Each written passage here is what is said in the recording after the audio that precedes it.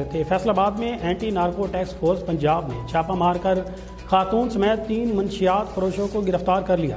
جواد club کے قریب رکشہ میں 2 ملزمان باشمول ایک خاتون سے 6 کلو گرام چرس اور 4 کلو گرام افیون برآمد ہوئی ہے۔ ملزمان کی شناخت آصف محمود اور زینب کے نام سے ہوئی ہے۔ انسداد منشیات ایکٹ کے تحت مقدمہ درج کر لیا گیا، مزید تفتیش جاری ہے۔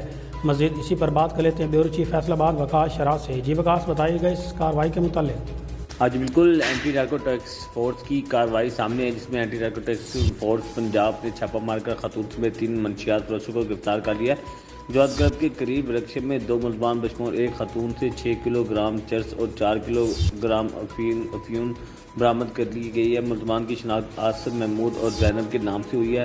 انسداد منشیات ایکٹ کے تحت مقدمہ درج کر لیا گیا اور مزید تفتیش جاری ہے۔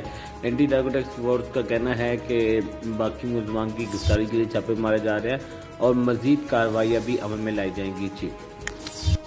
بہت شکریہ وقاص شراز، آپ ہمیں تفصیلات سے آگاہ کر رہے تھے۔